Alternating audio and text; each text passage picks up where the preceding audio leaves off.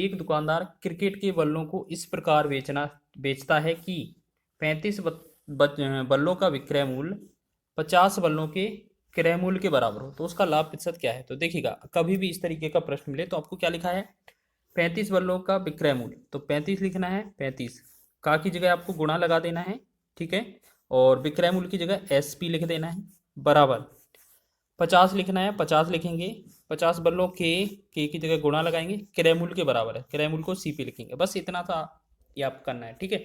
आप इसमें चाहे सीपी बटा एमपी लगाओ, चाहे एमपी बटा सीपी, जो भी आपको बनाना चाहे बना सकते हैं। तो यहाँ पर हम एसपी लिखा है, इसके नीचे सीपी लेकर आएंगे, और यहाँ पर 50 था, इसके नीचे ये 35 लेकर जाएंगे, तो हमारा ये बन गया, ठीक है। सीपी हमारा 35 है और एसपी हमारा कितना है, 50 है। तो हमने देखा यहाँ पर खरीदा हुआ मूल्य जो है वो 35 है, बेचा हुआ मूल्य बात करेंगे तो 50 है। यहाँ पर कितने रुपए का लाभ हुआ है, 15 रुपए का लाभ हुआ है। तो हमसे क्वेश्चन में प्रॉफिट परसेंट बोला है, तो प्रॉफिट परसेंट कैसे निकलेगा, जो हमें लाभ हुआ है वो लिखेंगे ऊपर, बटा में क्या करेंगे, हमेशा क्रय मूल्य लिखा जाता है, अब वो जहां पर क्रय मूल्य होगा उसे लिखा जाता है, ठीक है। तो 35 आपका क्रय मूल्य है, 35 लिखेंगे, ठीक है ना, ये चीज़ समझ रहे हैं। अब आपका गुणा लगा देंगे 100 का, और ये हमारा आंसर हो जाएगा बस इतने में, ठीक है। तो 5 से 5 सते 35, 5 से 5 तिया 15, 3 का 100 में गुणा करेंगे तो ये बनेगा 300, और 300 बटा 7%। तो इसे क्या लिख सकते हैं हम विकल्प में, जैसे 7 चौके 28 हो जाएगा, और 2 20, यानी कि 7 दूना 14, तो लगभग 42.83% जो बनेगा इस क्वेश्चन का आंसर बन जाएगा, जो कि बी ऑप्शन में दिया हुआ है। अगर आपका इस तरीके से प्रश्न बना तो आप निश्चित ही अच्छे तरीके से इस क्वेश्चन को बना रहे होंगे। चलिए नेक्स्ट क्वेश्चन की बात करेंगे। तो अगला क्वेश्चन हमने लिया है इस तरीके से कि एक पायदान को 72 रुपए में बिक्री करने पर बढ़ई को 10% की हानि होती है। 96 रुपए में पायदान को बेचने पर उसे कितने प्रतिशत का लाभ अथवा हानि होगा। देखिएगा, क्वेश्चन बहुत ही आसान है, इसको कई सारे तरीके हैं करने के, ठीक है। तो हम पहले आपको बता दें, ये आपका 72 रुपए में अगर बेचा जाए, मान लेते ये 72 रुपए में बेचा गया है, तो इस पर कितने रुपए का हानि होता है, 10% का हानि, यानी कि 100 में से 10% हानि का मतलब है 90 का वैल्यू होगा। अगर 1 रुपए का या 1% का वैल्यू निकालेंगे 1 रुपए का, तो ये 90/72 हो जाएगा, ठीक है। लेकिन क्वेश्चन में बोला है 96 में बेचने पर, तो हमने अगर 96 का अनुपात निकालेंगे तो हम क्या करेंगे, 90 बटा, ये हमारा नीचे क्या है 72 है, 90/72, और गुणे में हमारा 96 का वैल्यू पूछा है तो 96 लगाएंगे, 12 छंग 72 हो जाएगा, और 12 अट्ठे 96 हो जाएगा, 6 कम 6 और 6 15 छिक्का 90, यानी कि 15 का 8 में गुणा करेंगे तो 15 अट्ठे 120। अब ये बताओ, ये 100 से ज़्यादा है कि कम है। अगर ज़्यादा है तो लाभ होगा, 100 से कितना ज़्यादा है, 20 ज़्यादा है, तो इसका मतलब क्या है, हमारा जो आंसर बनेगा वो 20% लाभ बनेगा, प्लस बनेगा, ठीक है। तो इसका आंसर होगा ऑप्शन नंबर बी, ठीक है। एक तो तरीका ये है आपका, और एक आपका क्या है, आपको कैसे करना है, SP1 बटा SP2, ठीक है, पहला विक्रय मूल्य बटा दूसरा विक्रय मूल्य, यहाँ पर 100 प्लस माइनस x1 बटा में 100 प्लस माइनस x2, यानी कि ये लाभ हानि हो सकता है। तो हम यहाँ पर कैसे लगाएंगे, पहला विक्रय मूल्य आपका 72 है, बटा में दूसरा विक्रय मूल्य आपका 96 है, ठीक है।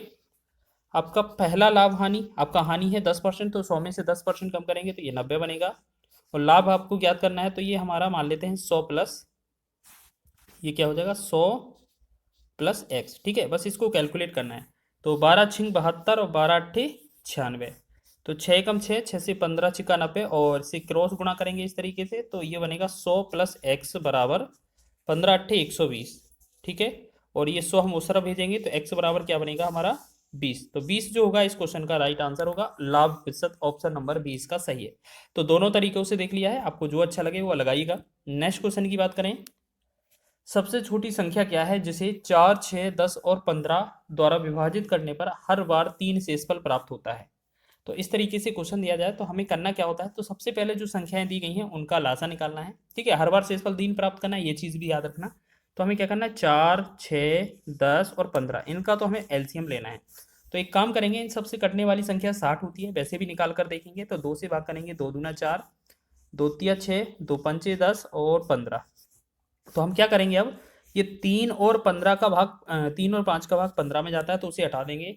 अब 2 का 15 का गुणा करेंगे तो ये बनेगा हमारा एलसीएम। एलसीएम कितना बनेगा, 2 दूना 4, 2 गुणे 2 गुणे 15, तो 2 दूना 4 और 4 कितना होगा, 15 चौके 60, ये बनेगा 60। लेकिन हमसे बोला गया ये तो हमारा कट जाएगा, लेकिन बोला है 3 शेषफल आएगा, तो इसमें यही 3 जोड़ देना, आपका आंसर हो जाएगा 63। ठीक है, एक तो तरीका ये है। दूसरा तरीका हम आपको बताते हैं विकल्प के माध्यम से। आपको करना क्या है, सबसे पहला काम क्या करना है, अगर 4, 6, 10, 12, 15 से विभाजित करने पर हर बार 3 शेषफल बच रहा है, तो सबसे पहले 3 हटा दीजिए ना। अगर 58 में से 3 घटाएंगे तो ये कितना बनेगा हमारा, 55। 37 में से अगर हम घटाएंगे तो ये कितना बनेगा, 34। 126 में से घटाएंगे तो ये कितना बनेगा, 123। और 63 में से घटाएंगे तो ये कितना बनेगा, 60। अब देखो हम बात करते हैं इन सभी से भाग कर लेंगे, तो एक बात बताइए, 10 से भाग करने पर आपका पूरा कट जाना चाहिए, तो 10 से तो सिर्फ एक ही संख्या कट रही है, ठीक है ना, 60। तो हमारा आंसर यही डी ऑप्शन होना था। या कोई और विकल्प चेक कर लेते जो कट जाता, देखो 34 हमारा कटता नहीं, 55 हमारा कटता नहीं, 123 भी नहीं कटता, लगभग लगभग। तो हम कह सकते हैं 15, 5 से या 15 से काटने के लिए हमें पीछे यूनिट डिजिट 0 या 5 होना चाहिए। तो हमारी कंडीशन भी यही बन रही थी कि सिर्फ हमारा डी ऑप्शन ही कटेगा। तो आप इस तरीके से भी कर सकते थे। और अगर आपको नंबर सिस्टम से रिलेटेड या विभाज्यता से रिलेटेड क्वेश्चन की प्रैक्टिस करना है, तो हमने प्लेलिस्ट बनाई गई है, उसमें आपको प्लेलिस्ट चैप्टर वाइज देख लेना है, उसमें सभी क्वेश्चन को इंक्लूड किया गया है। नेक्स्ट क्वेश्चन है, डी एक कार्य को 18 दिन में कर सकता है और ई उसी कार्य को आधे समय में कर सकता है। यदि दोनों एक साथ कार्य करें तो भी कार्य कितने समय में समाप्त करेंगे। देखिएगा हम बात कर लेते हैं, जैसे अब डी व्यक्ति है वो कितने समय में, 18 समय में, 18 दिन में काम कर लेता है। ई जो व्यक्ति है दूसरा, वो कितना समय में कार्य करता है, वो इससे आधे समय में, यानी कि वो 18 दिन में करता है तो ये 9 दिन में समय करेगा। अब बोला है दोनों का, अगर आपसे दोनों का बोला जाए, डी प्लस ई का अगर दोनों का बोला जाए, हम आपको शॉर्ट ट्रिक बता रहे हैं, अगर दोनों का बोला जाए तो आपको क्या करना है, इन दोनों का तो गुणा कर देना है, 18 गुणे 9 कर देना है, और इन दोनों को जोड़कर भाग कर देना है। तो 18 9 को जोड़ेंगे तो ये कितना बनेगा, 27। बस इसको कैलकुलेट करेंगे, आंसर हो जाएगा 3, 9 एकम 9, 9 तिया 27, 3 एकम 3, 3 से 3 18। तो हमने देखा यहाँ पर कितना, 6 दिन इसको लगने वाले हैं। ऑप्शन नंबर डी विकल्प आपका सही हो जाएगा। ठीक है, इसी प्रकार आगे बढ़ेंगे नेक्स्ट क्वेश्चन की ओर। अब ये हमारा क्वेश्चन है 18, 33 और 37 का एलसीएम ज्ञात कीजिए। तो आपके पास 18 हो गया, 33 हो गया, 37 हो गया। ठीक है, तो इनका सबसे पहले हम ऐसे कर लेते हैं, 3 से डिवाइड करेंगे, 3 18 हो जाएगा, 3 से 11 हो जाएगा, ये 37 का 37। अब देखिएगा हमारा जो एलसीएम होगा, यहाँ पर कोई भी संख्या ऐसी नहीं है जिससे अब भाग चला जाए, तो सभी संख्याएं अलग हो गई। तो हम क्या कर सकते हैं, 3 6, 3 गुणे 6 गुणे 11 गुणे 7, इनका जो गुणनफल बनेगा वही हमारा एलसीएम होगा। तो हम एक काम क्यों ना करें कि इनका यूनिट डिजिट सभी का विकल्प अलग अलग आ रहा है, तो हम एक कर यूनिट डिजिट का ही गुणा कर लेंगे। देखो 3 छिंग 18, 3 छिंग 18 में 8 यूनिट होगा, 11 और 7, यानी कि 1 का 7 में गुणा करेंगे तो 7 आएगा। अब 7 का 8 में गुणा करेंगे तो ये 56 रहेगा, 56 का मतलब यूनिट डिजिट 6 आना चाहिए हमारा आंसर। तो कहने का मतलब 7326 में जो यूनिट डिजिट है ना, 6 आया है। तो इस प्रकार ये जो गुणा करने पर आएगा हमारा इतना ही आएगा, आपको गुणा पूरा करने की आवश्यकता नहीं है, चारों विकल्प अलग अलग हैं। तो ये चीज़ आपको नोटिस करके जाना है। नेक्स्ट क्वेश्चन देखेंगे, अब ये अंतिम प्रश्न है इसका।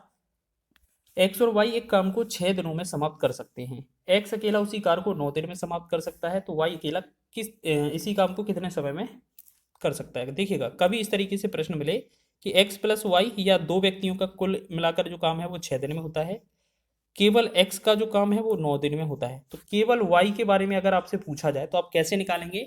जो भी ये दोनों दिन लिखे हैं वो 6 का और 9 का गुणा कर देना है, इन दोनों का अंतर कितना आएगा, 3, इससे भाग देना है, इन दोनों के अंतर से भाग देना है, बस इसको कैलकुलेट करेंगे आंसर हो जाएगा। तो 3 एकम 3, 3 का 9, 3 का 6 में गुणा करेंगे तो ये कितना होगा, 18। तो 18 इस क्वेश्चन का राइट आंसर हो जाएगा, सी विकल्प आपका